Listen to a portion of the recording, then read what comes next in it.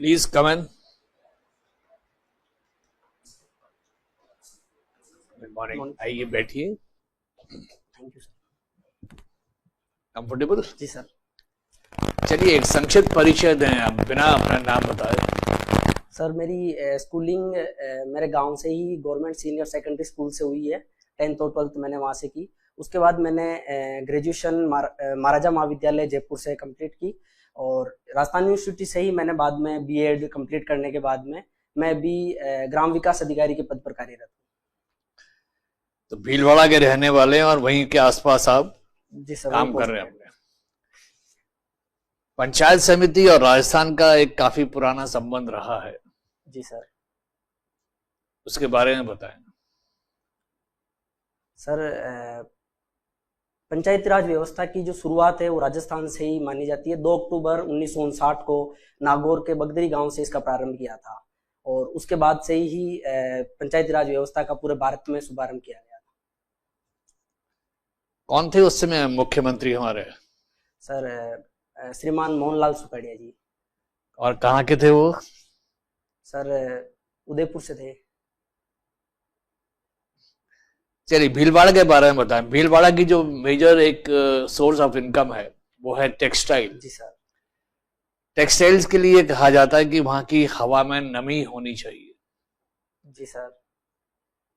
क्या ये सही है? भीलवाड़ा में कोई नदी है या कोई तालाब है जिसकी वजह से नमी रहती है? सर पहला तो जो है राजस्थान के ज्योग्राफिकल डिस्ट्रीब्यूशन के हिसाब से भीलवाड़ा है वो उपाद्र जलवायु के अंतर्गत आता है. इस वजह से वहाँ टेम्परेचर भी अदर राजस्थान से तुलनात्मक रूप से कम रहता है. दूसरा वर्षा भी यहाँ पर मध्यम होती है. 60 से 80 डिग्री सेंटीमीटर वर्षा होती है और साथ में यहाँ नदियों का जाल बसा हुआ है सर. जैसे चंबल है और साथ में माही है, सॉरी चंबल, खारी और कोठारी, इस तरह की नदियों का जाल है जो और डैम्स भी बने हुए हैं जो कपास की खेती को और जो इसके लिए अनुकूल परिस्थितियां होती है उसके लिए जिम्मेदार है.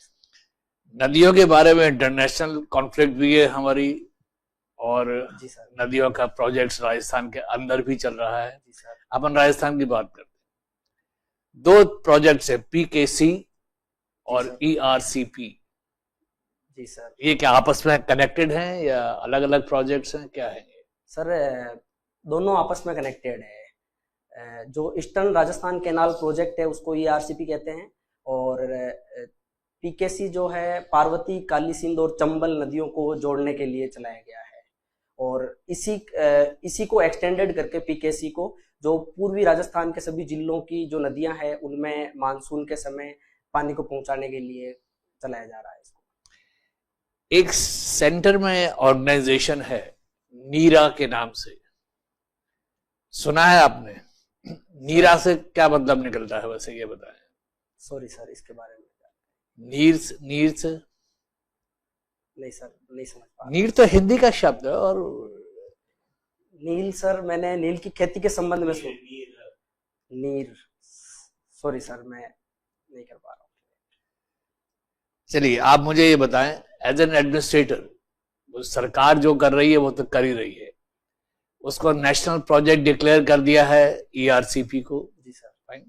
तो फंडिंग की प्रॉब्लम भी काफी हद तक सुलझ गई है. पर एज एन एडमिनिस्ट्रेटर आप ये बताएं उस प्रोजेक्ट की वजह से क्या क्या परेशानियां और प्रॉब्लम्स हमें फेस करनी पड़ेंगी? सर मेजर प्रॉब्लम्स जो पहले इसको नेशनल प्रोजेक्ट डिक्लेयर करने से संबंधित थी उसको सुलझा लिया गया है और साथ में मध्य प्रदेश और राजस्थान के मध्य कुछ विवाद थे इसको लेके, वो भी सुलझा लिए गए हैं. लेकिन अभी सर इसके लिए एक तो नदियों से रिलेटेड इंफ्रास्ट्रक्चर डेवलप करने में है, जैसे बांध के निर्माण हो गया और साथ में कुछ कैनाल्स डेवलप करने से संबंधित प्रॉब्लम्स जैसे भूमि अधिग्रहण हो गया उससे रिलेटेड आ सकती है. बाद में कृषि के लिए जल उपलब्ध करवाना और पीने के लिए पानी उपलब्ध करवाने से संबंधित, जैसे कृषि को ज्यादा उपलब्ध करवाना हो या जलापूर्ति के लिए ज्यादा उपलब्ध कराना हो, इससे रिलेटेड चैलेंजेस आएंगे. नहीं, लोगों को विस्थापित करना पड़ेगा, सामाजिक प्रॉब्लम्स होंगी, एनवायरमेंटल प्रॉब्लम्स होंगी, उसके बारे में बताएं. सर पहला तो जैसे बांध डेवलप करने पड़ेंगे तो लोगों को विस्थापन से रिलेटेड समस्याएं आएगी, तो उनको सर पहला अन्य स्थानों पर भूमि उपलब्ध करवाने के लिए और पीएम आवास के माध्यम से आवास उपलब्ध करवाने जैसी सुविधाएं उपलब्ध करवाई जा सकती है। दूसरा पर्यावरणीय समस्याएं आएगी, जिसमें कई वनों को काटना पड़ सकता है या फिर भूमि का क्षरण भी हो सकता है। तो इसके लिए जैसे एक पेड़ माँ के नाम और वृक्षारोपण अभियान चलाए जा रहे हैं, तो उसके आसपास क्षेत्र में और अन्य स्थानों पर भी वृक्षारोपण को बढ़ावा दिया जा सकता है।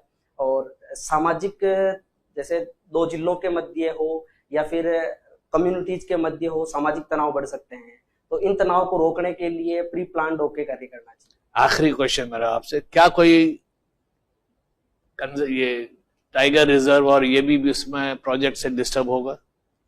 जी सर, इस एरियाज के अंदर राजस्थान के टाइगर प्रोजेक्ट भी है, और जैसे रामगढ़ विस्तारी अभ्यारण्य है, और आगे सर सवाई माधोपुर और उस एरियाज में भी रणथंभौर टाइगर रिजर्व है, और अन्य जैसे मुकंदरा हिल्स है, ये कुछ अभ्यारण्य भी इस क्षेत्र में आते हैं। गुड सर, आप आपका जो पद नाम है पहले ग्राम सेवक हुआ करता, तो वहाँ से वीडियो कर दिया गया। जी सर। क्या रीजन है इसके पीछे में? सर इसके कुछ कारण हो सकते हैं। पहला सर, पंचायत क्षेत्र में भी एक पद और है, कृषि पर्यवेक्षक है, उसको भी ग्राम सेवक के नाम से बोला जाता था, तो इनके नाम में कंफ्यूजन को दूर करने के लिए। दूसरा, ग्राम विकास अधिकारी पद के लिए ग्राम पंचायत में कुछ अधिनियमों के माध्यम से अधिकृत कार्य दिए गए हैं, तो जिस भी एक्ट के माध्यम से किसी को अगर कार्य दिए जाते हैं तो अधिकारी से संबोधित किया जाता है। दूसरा, सेवा कार्य के साथ साथ में विकास संबंधी गतिविधियां भी ये संचालित करता है, इस वजह से विकास अधिकारी ग्राम और गांव के डेवलपमेंट के लिए काम करता है, तो ग्राम विकास अधिकारी। और दूसरा सर, कैडर में एकरूपता करने के लिए इसके जो उच्चस्थ अधिकारी है उसको सहायक विकास अधिकारी, अतिरिक्त विकास अधिकारी और विकास अधिकारी और इन नामों से पुकारा जाता है, तो कैडर में एकरूपता के लिए भी इसका नाम परिवर्तन जायज है। ठीक है। अभी भीलवाड़ा में जिला परिषद जो है उसमें कितने सदस्य हैं टोटल? सॉरी सर, इस बारे में मैंने। अच्छा, पंचायत समिति कौन सी लगती है सर आसिन। आसिन। कौन है प्रधान अभी? सर अभी सीता देवी खटीक है। ठीक है। और आपके सरपंच कौन है?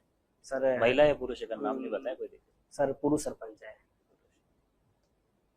आपका काम क्या रहता है वहाँ पंचायत में? सर ग्राम विकास अधिकारी ग्राम पंचायत में कार्य काफी व्यापक है, जिसमें पहला काम पंचायत के जो भी डॉक्यूमेंट्स है उनका संधारण, उनकी अभिरक्षा करना। दूसरा, विकास संबंधी गतिविधियों को संचालित करना, और सभी सरकार की योजनाएं हैं उनको इम्प्लीमेंट करना, और ग्राम सभा और जो पंचायत की कोरम होती है उसके सचिव के तौर पे कार्य करना, मुख्यतः सारे कार्य। आपके विभाग का पूरा नाम बताओ। सर पंचायती राज एवं ग्रामीण विकास विभाग। ठीक है।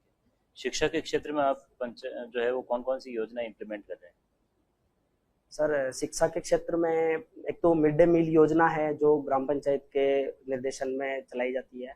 दूसरा, शिक्षा जो प्रवेशोत्सव है उसके अंदर भी ग्राम सभा के माध्यम से कार्य संचालित किए जाते हैं।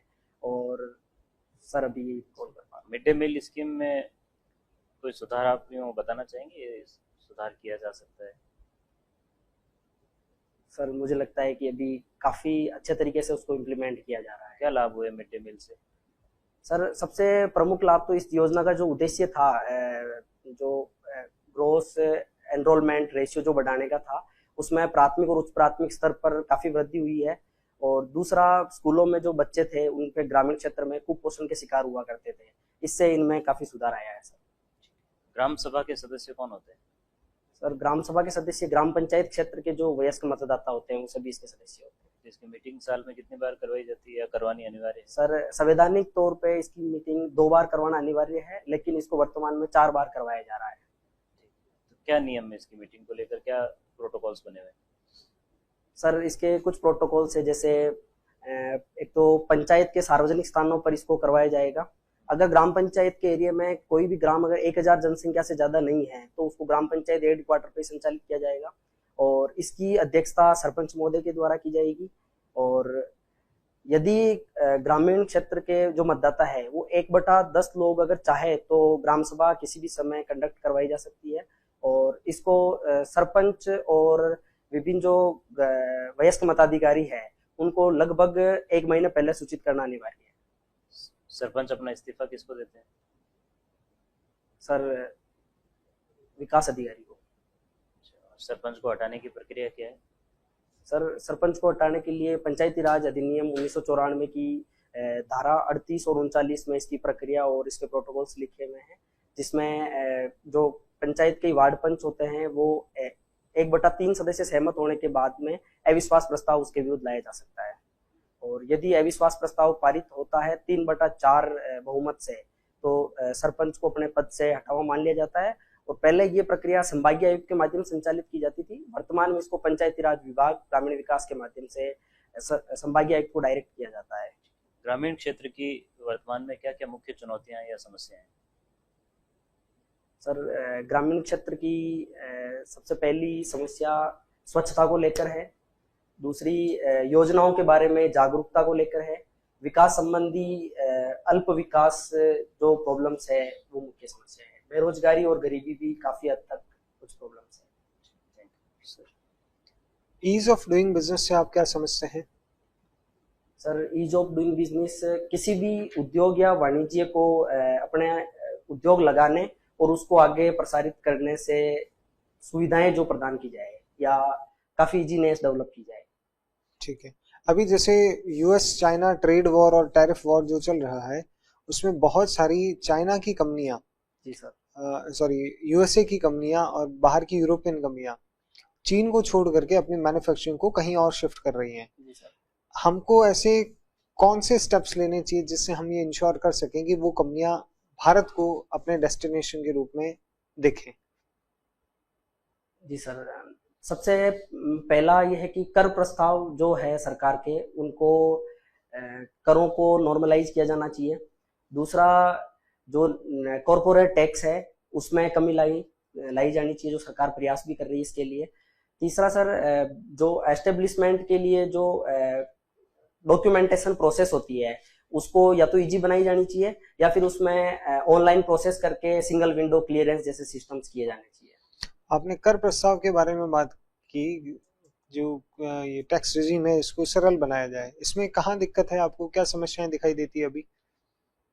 सर जैसे कुछ पुरानी कंपनियां हैं उन पे कॉर्पोरेट टैक्स अभी भी ज्यादा लगाया जाता है। एक उसको थोड़ा, जैसे नई कंपनियों के लिए 22% का रूल किया है, लेकिन जो पुरानी कंपनियां हैं उनके ऊपर अभी भी ये ज्यादा लगाया जाता है। साथ में जीएसटी के जो पैरामीटर्स है उनमें कॉम्प्लिकेशन है अभी भी, उसको और जनरलाइज बनाया जाना चाहिए। चलिए ठीक है। आपके अनुसार नैतिक व्यक्ति कौन होता है? सर जैसे कुछ नैतिक सिद्धांत होते हैं, जैसे अच्छा बुरा या सही गलत का अंतरात्मा के माध्यम से, या फिर जो एस्टेब्लिश्ड एथिकल रूल्स है उसके अकॉर्डिंग अगर वो सही आचरण करता है तो। एस्टेब्लिश्ड, आपने रूल्स के बारे में बात करी, तो ये तो सोसाइटी टू सोसाइटी डिफर करते हैं। जी सर। जैसे बहुत सारी सोसाइटी या बहुत सारी जगह ऐसी है, जैसे पाकिस्तान की ही बात करें तो वहाँ पे टेररिज्म एक्टिविटी जो है उसको नॉर्मलाइज किया हुआ है। जी सर। तो उनके हिसाब से तो वो कुछ गलत कर ही नहीं रहे, तो वो तो फिर नैतिक है। सॉरी सर, जैसे एक मापदंड लगाया जा सकता है कि सभी लोगों की हितों को ध्यान में रखते हुए जो व्यक्ति कार्य करे या अधिकतम लोगों के सुख के लिए कार्य करे। चलिए, नैतिकता का निर्धारण कौन करेगा या कौन कर सकता है आपके हिसाब से? कौन बताएगा कि ये नैतिक है नहीं है? सर इसके लिए कुछ परिस्थितियां हो सकती है, इसके लिए कुछ मापदंड हो सकते हैं, जैसे व्यक्ति हो सकता है और या जो वो कार्य करे उसको देख के कुछ परिस्थितियां होती है उसके अनुसार भी लगाया जा सकता है। उस कार्य के परिणाम को देख के भी इसका मतलब कौन करेगा, इसको डिसाइड कौन करेगा?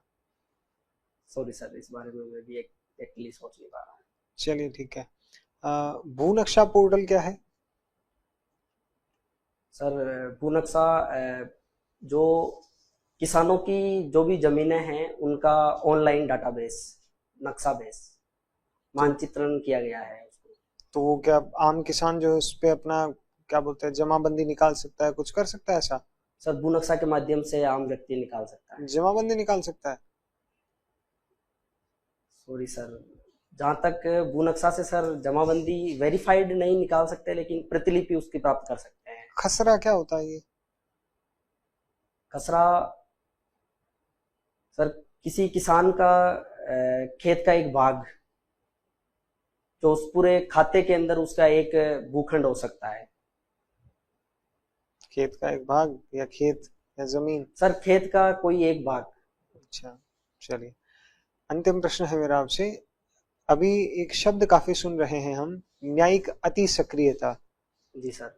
अभी सुप्रीम कोर्ट द्वारा राष्ट्रपति को और राज्यपाल को निर्देशित किया गया जी सर। ये किसी भी कानून को साइन करने से संबंधित, ध्यान है आपके? जी सर। आपके हिसाब से क्या सुप्रीम कोर्ट द्वारा ये जो कार्य किया गया ये उचित था? यदि था तो क्यों, और यदि नहीं था तो क्यों? सर अभी हाल ही में सुप्रीम कोर्ट के द्वारा गवर्नर के लिए जो बिल पे कंसेंट देने से संबंधित जो टाइम पीरियड तय किया गया है 3 माह का, और सर संवैधानिक तौर पे इसका कहीं उल्लेख नहीं है कि सुप्रीम कोर्ट गवर्नर के लिए टाइम पीरियड डिसाइड कर सकता है, लेकिन सुप्रीम कोर्ट के आर्टिकल 142 में पूर्ण न्याय की संकल्पना दी गई है। यदि कहीं पे भी ऐसी अनियमितताएं नजर आती है जो लोगों के हित में नहीं है, वहां पे सुप्रीम कोर्ट इस चीज को लेके बाउंड कर सकता है। लेकिन यहाँ पर अगर कोई कार्य अनियमितता ज्यादा नजर आ रही है, जैसे गवर्नर के द्वारा बिलों को ज्यादा समय तक रोका जाता था, तो इसको लेके सुप्रीम कोर्ट द्वारा निर्देशित किया गया है, जो कुछ हद तक सही हो सकता है, लेकिन इसमें विधायिका को भी और कार्यपालिका को भी इसमें रूल्स रेगुलेशन बनाने चाहिए। रूल्स रेगुलेशंस किस बारे में बनाने चाहिए? कि गवर्नर के द्वारा बिलों को कंसेंट समय पर दी जानी चाहिए, क्योंकि इससे सर राज्य से संबंधित कार्य बाधित होते हैं, क्योंकि अधिनियम उनके द्वारा बनाए दिए जाते हैं लेकिन उनका इम्प्लीमेंटेशन नहीं हो पाता है गवर्नर की कंसेंट के बिना। ओके, तो इसके अंदर आपको ऐसा नहीं लगता है कि सुप्रीम कोर्ट अपने द्वारा ही स्थापित जो एक व्याख्या है संविधान की कि शक्तियों का पृथक्करण संविधान की एक मूल भावना है, उसके विरुद्ध जा रहा है? सर सुप्रीम कोर्ट के द्वारा विधायिका कार्यों में काफी हद तक हस्तक्षेप किया जाता है, लेकिन अगर जनहित को ध्यान में रखा जाए तो ये सकारात्मक न्यायिक हस्तक्षेप हो सकता है। तो इस प्रकार से तो एनजेएसी का जो गठन किया गया था सरकार द्वारा, जो कानून लाया गया था, वो भी फिर तो न्यायिक हित के अंदर, ये व्यापक जनहित में था, तो इसे सुप्रीम कोर्ट ने दखल मान करके नल एंड वॉइड क्यों घोषित कर दिया? सर इसमें सुप्रीम कोर्ट को इस समस्या को लेकर था कि इसमें राजनीतिक हस्तक्षेप अपॉइंटमेंट्स के लिए बढ़ेगा। सुप्रीम कोर्ट के में जो न्यायाधीशों की नियुक्ति है उसमें राजनीतिक हस्तक्षेप बढ़ने की संभावना थी। ठीक। ये भारत में जो जुडिशरी, जो सुप्रीम कोर्ट है, इसके प्रति थोड़ा ज्यादा ट्रस्ट है, और देखते हैं जो पॉलिटिशियंस है इनके प्रति थोड़ा कम ट्रस्ट है। इसका क्या कारण? अगर ऐसा है तो मानते हो आप ऐसा है? नहीं सर, ऐसा नहीं है। जी सर। सभी के प्रति सम्मान है। जी सर। अच्छा, आप महाराजा कॉलेज से पढ़े हैं? जी सर। इसके सामने महारानी कॉलेज भी था, एक आपको नहीं लगता कोएड एजुकेशन होनी चाहिए? महाराजा महारानी अलग अलग कॉलेजेस ऐसे नहीं होने चाहिए?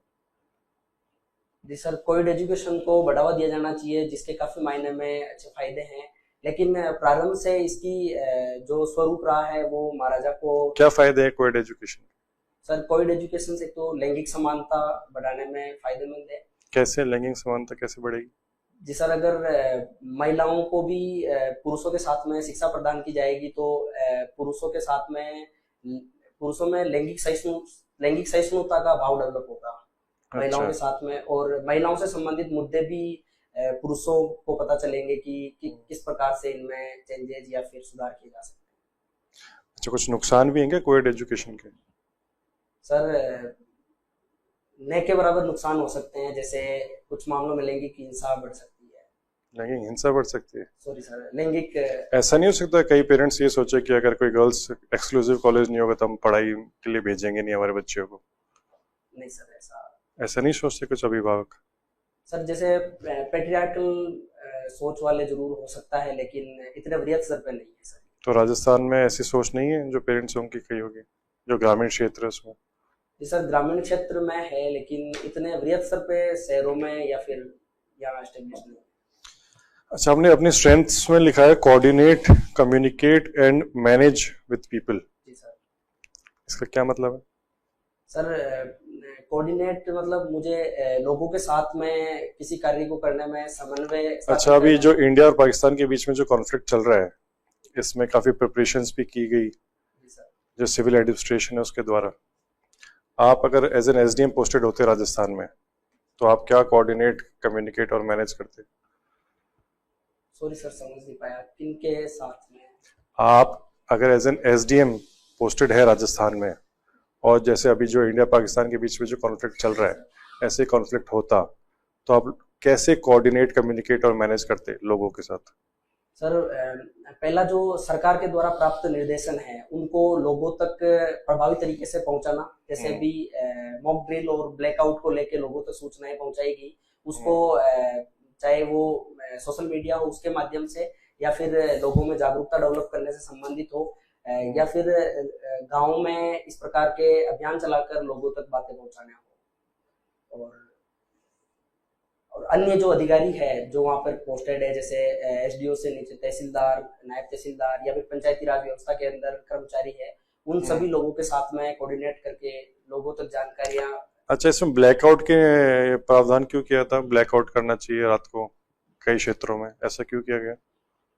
सर, ब्लैकआउट में लाइट्स बंद की गई थी, जिसमें लाइट्स बंद करना और लोगों को सुरक्षित स्थान पर जाने के लिए। इससे क्या कारण था, लाइट क्यों बंद कराई जा रही थी? सर, परंपरागत तौर पर यह माना जाता था कि मिसाइल्स लाइट डायरेक्टेड होकर अटैक कर सकती है, तो लाइट से बचने के लिए। अच्छा, मिसाइल से ऐसा होता है कोई टेक्नोलॉजी जो लाइट को डिटेक्ट करके वहीं पे टारगेट करे? सर, ऐसा न्यूज़पेपर वगैरह से पढ़ा था सर, एग्जैक्ट इसके बारे में जानकारी। अच्छा, ये एयर डिफेंस कैसे काम करता है, क्या टेक्नोलॉजी? आप तो साइंस के स्टूडेंट भी रहे।